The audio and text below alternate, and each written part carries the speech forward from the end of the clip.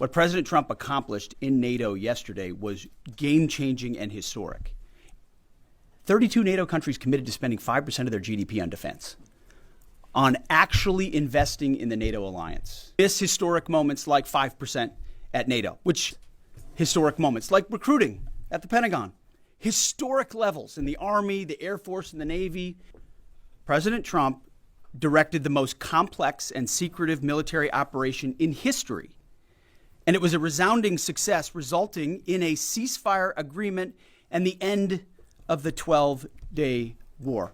I want to read some of the assessments that have been provided, because whether it's fake news, CNN, MSNBC, or the New York Times, there's been fawning coverage of a preliminary assessment. I haven't had a chance to read it. Every outlet has breathlessly reported on a preliminary assessment from DIA. I'm looking at it right now. Again, it was preliminary, a day and a half after the actual strike, when it admits itself in writing that it requires weeks to accumulate the necessary data to make such an assessment. It's preliminary. It points out that it's not been coordinated with the intelligence community at all. There's low confidence in this particular report. It says in the report there are gaps in the information. It says in the report multiple linchpin assumptions are what this assessment, a linchpin assumption, you know what that is? That means your entire premise is predicated on a linchpin. If you're wrong, everything else is wrong. And yet, and still, this report acknowledges it's likely severe damage. Again, this is preliminary, but leaked because someone had an agenda to try to muddy the waters and make it look like this historic strike wasn't successful. I'm going to get to, how about the Israeli Atomic Energy Commission? The devastating U.S. strikes on Fordow destroyed the site's critical infrastructure and rendered the enrichment facility inoperable. Head of the UN Atomic Energy Agency this morning, Rafael Grossi, U.S. and Israeli strikes caused enormous damage to Iran's nuclear sites. IDF's chief of staff, I can say here that the assessment is that we significantly damaged the nuclear program, setting it back by years. I repeat, years. John Radcliffe, the director of the CIA, putting out a statement just last night. CIA can confirm that a body of credible intelligence indicates Iran's nuclear program has been severely damaged by recent targeted strikes. This includes new intelligence from a historically reliable, very different than preliminary assessment with low confidence. He's saying historically reliable and accurate source and method that several key Iranian nuclear facilities were destroyed and would have to be rebuilt over the course of years. CIA continues to collect additional reliably sourced information to keep appropriate decision makers fully informed. How about DNI Tulsi Gabbard yesterday? She writes, and I quote, "New intelligence confirms what POTUS has stated numerous times. Iran's nuclear facilities have been destroyed." Institute for Science and International Security President David Albright, overall, Israel and U.S. attacks have effectively destroyed Iran's centrifuge enrichment program. Even in just the public reporting, if you see the post-strike shaft of the three holes, the vast majority, and fairly so, the vast majority of speculation has been, those are the three strike points. When in actuality, what you realize is these are the vents, these are the caps, the first munition took the cap off, and the other five went down the center hole, which if you're planning the target, you would want it to be the direct one going to the bottom. These are the types of things that go into the planning for a strike that the Pentagon would not expect the press corps or the American people to initially understand. So laying this information out is helpful. But it's also why we ask for a beat, for a moment, for a day or two, the opportunity to tell that story. Because as the chairman said, these men and women that did this mission, they just want to do their job. They're not expecting their story to be told. They're not expecting the glory. They are grateful for the flags and the hugs of family. That's why they do the job. But they also know they were a part of something historic. We know how historic it was. The chairman does. I know. Our staffs know. And so that's why we are, and the president of the United States knows. And that's why it's almost personal when we see the way in which leaks are used to try to disparage the outcome or muddy the waters about the impact of what happened without being responsible with information and allowing the professionals to assess and provide that information just like the chairman did. So thank you, Mr. Chairman, for that information. Sure. I wanted to give you a few updates this morning on something I'm honored to do as a chairman, and that's a chance to get to talk about some of our service members and the incredible things that brief you on a couple things. First, I'm going to talk about our air defenders at Al Udeid in Qatar and their actions on Monday.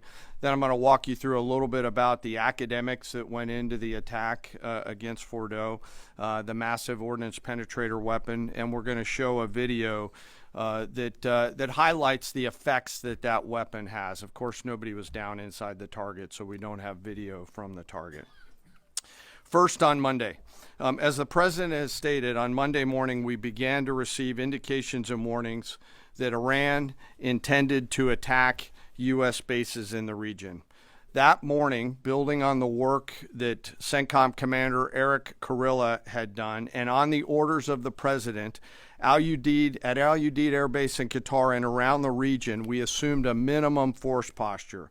Most folks had moved off the base to extend the security perimeter out away from what we assessed might be a target zone, except for a very few Army soldiers at Al Udeid.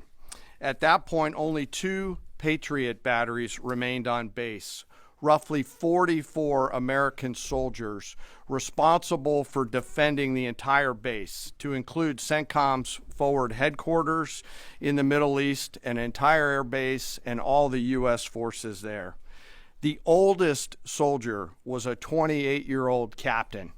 The youngest was a 21-year-old private who'd been in the military for less than 2 years.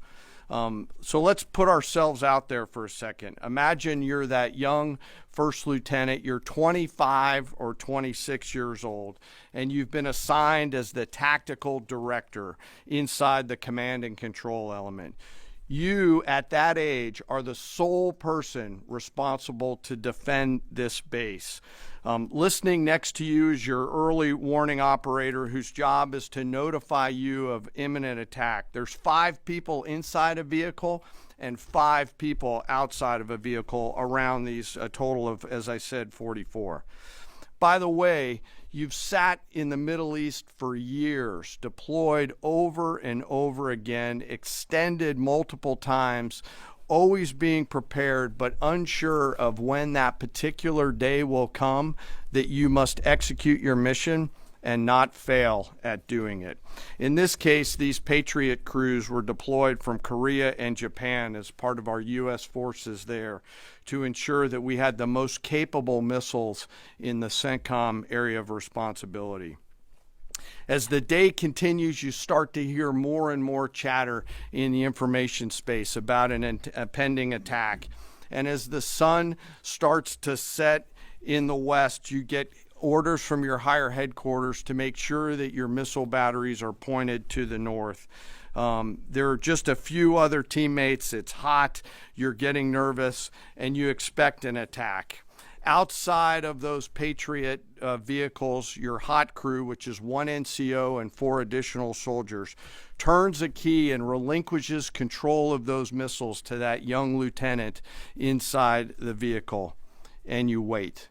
You know that you're going to have approximately 2 minutes, 120 seconds to either succeed or fail.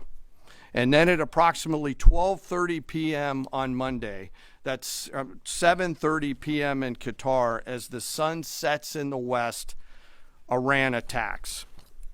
As the targets were detected, round after round of Patriot missiles are ejected from their canisters by an initial launch charge.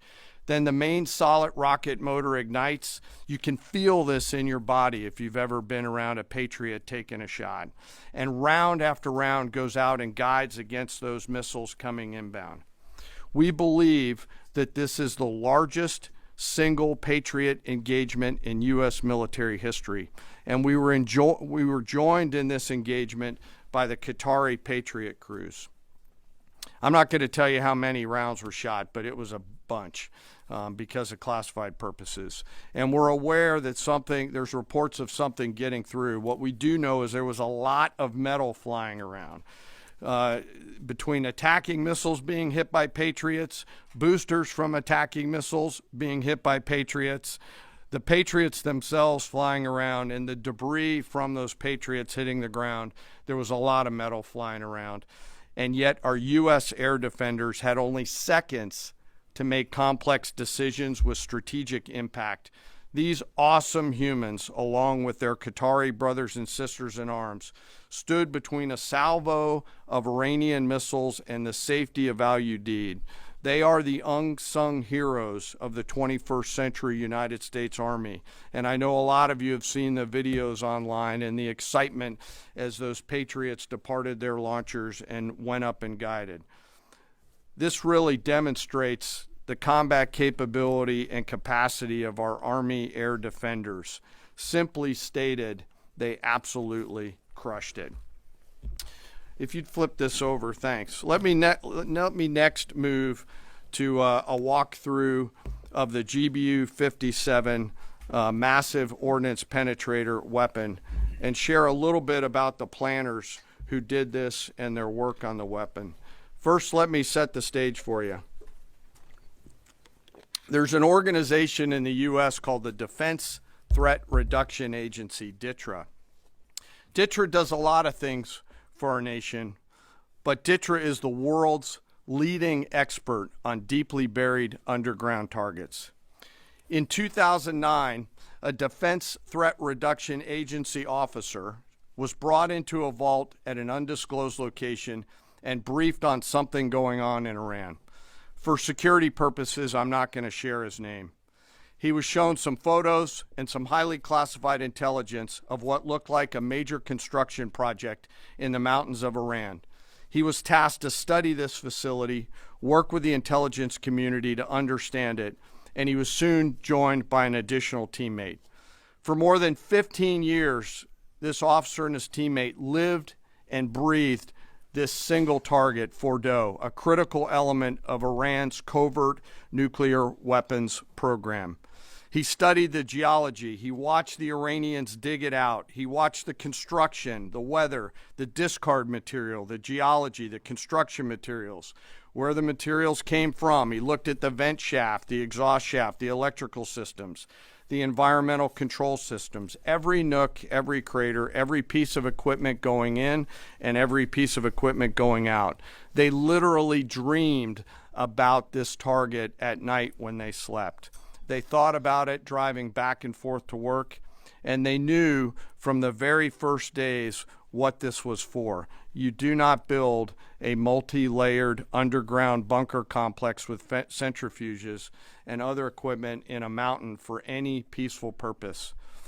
They weren't able to discuss this with their family, their wives, their kids, their friends, but they just kept grinding it out. And along the way, they realized we did not have a weapon that could adequately strike and kill this target. So they began a journey to work with industry and other tacticians to develop the GBU-57. They tested it over and over again, tried different options, tried more after that. They accomplished hundreds of test shots and dropped many full-scale weapons against extremely realistic targets for a single purpose: kill this target at the time and place of our nation's choosing. And then, on a day in June of 2025, more than 15 years after they started their life's work, the phone rang and the President of the United States ordered the B-2 force that you've supported to go strike and kill this target. Yesterday, I had the incredible honor and privilege of spending time with these two Defense Threat Reduction Agency officers who've given so much. One of them said, quote, "I can't even get my head around this. My heart is so filled with the pride of being a part of this team. I am so honored to be a part of this." To you both, thank you, and thank you to your families. Operation Midnight Hammer was the culmination of those 15 years of incredible work. The air crews, the tanker crews, the weapons crews that built the weapons, the load crews that loaded it. Before I run through this video today, I want to talk a little bit about weaponeering and what goes into an attack. Weaponeering is the science of evaluating a target. I mentioned all of those factors before that these two DTRA officers had thought about. Ultimately, weaponeering is determining the right weapon and fuse combination to achieve the desired effects and maximum destruction against a target. In the case of Fordo, the DTRA team understood with a high degree of confidence the elements of the target required to kill its functions, and the weapons were designed, planned, and delivered to ensure that they achieve the effects in the mission space. By the way, in the beginning of its development, we had so many PhDs working on the MOP program, doing modeling and simulation, that we were quietly and in a secret way the biggest users of supercomputer hours within the United States of America. So let me talk about the graphic a little bit. And the GBU-57, which all of you I know is a 30,000 pound weapon dropped only by the B-2. It's comprised of steel, explosive, and a fuse, programmed bespokely each weapon to achieve a particular effect inside the target. Each weapon had a unique desired impact angle, arrival, final heading, and a fuse setting. The fuse is effectively what tells the bomb when to function. A longer delay in a fuse, the deeper the weapon will penetrate and drive into the target. So on Fordo, in June of 2008, you can see these three holes. Depicted here is the main exhaust shaft with two additional ventilation shafts on either side. The United States decided to strike these two ventilation shafts, seen here on the main graphic, as the primary point of entry into the mission space. In the days preceding the attack against Fordo, the Iranians attempted to cover the shafts with concrete to try to prevent an attack. I won't share the specific dimensions of the concrete cap, but you should know that we know what the dimensions of those concrete caps were. The planners had to account for this. They accounted for everything. The cap was forcibly removed by the first weapon, and the main shaft was uncovered. Weapons 2, 3, 4, 5 were tasked to enter the main shaft, move down into the complex at greater than 1,000 feet per second, and explode in the mission space. Weapon number 6 was designed on each side, so there were 6 on each side. Weapons number 6 was designed as a flex weapon to allow us to cover if one of the preceding jets or one of the preceding weapons did not work. The video I'm about to show you is a culmination of over 15 years of development and testing. As I said, hundreds of test shots on various models. This is one weapon. So if you take a view of this as 5 additionals, you'll get a sense of what this looks like.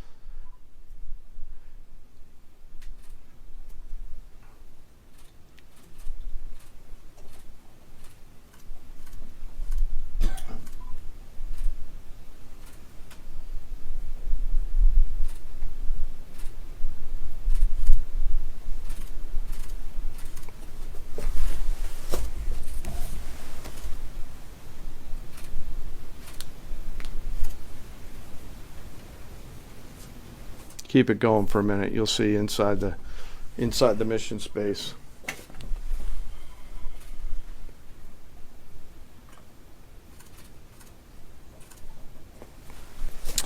Unlike a normal surface bomb, you won't see an impact crater because they're designed to deeply bury and then function. I know there's been a lot of questions about that. All 6 weapons at each vent at Fordo went exactly where they were intended to go. A bomb has 3 effects that causes damage: blast, fragmentation, and overpressure. In this case, the primary kill mechanism in the mission space was a mix of overpressure and blast, ripping through the open tunnels and destroying critical hardware. The majority of the damage we assessed based on our extensive modeling was a blast layer combined with the impulse extending from the shock. Imagine what this looks like 6 times over. A point that I want to make here, the Joint Force does not do BDA. By design, we don't grade our own homework. The intelligence community does. But here's what we know following the attacks and the strikes on Fordo. First, that the weapons were built, tested, and loaded properly. 2, the weapons were released on speed and on parameters. 3, the weapons all guided to their intended targets and to their intended aim points.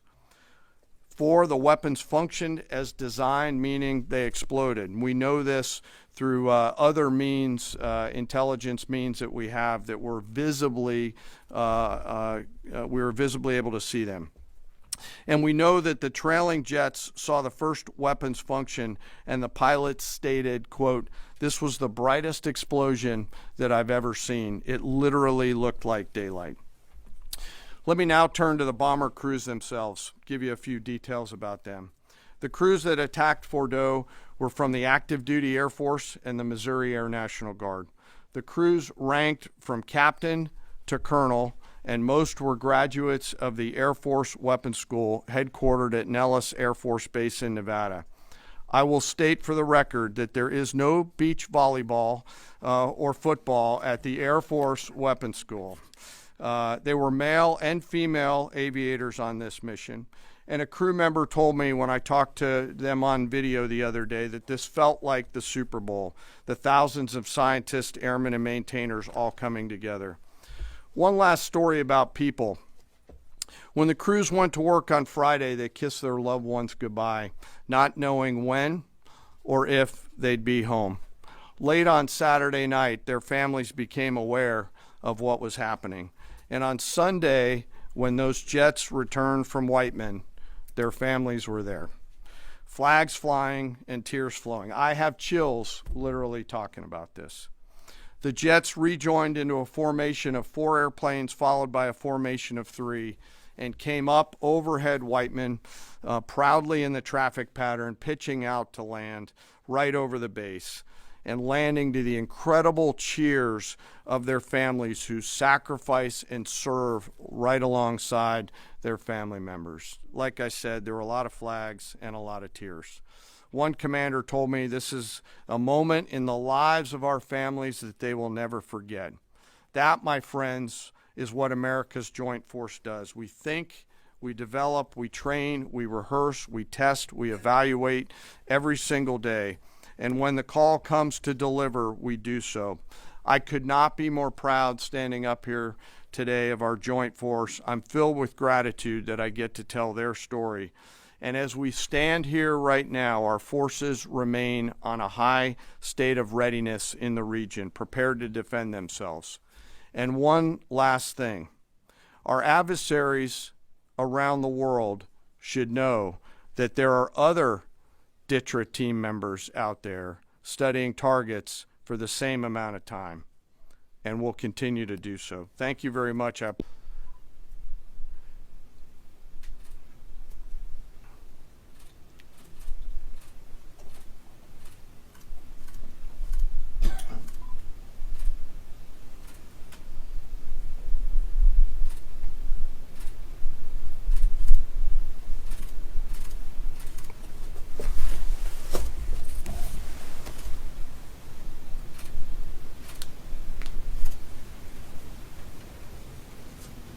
Keep it going for a minute. You'll see inside the mission space.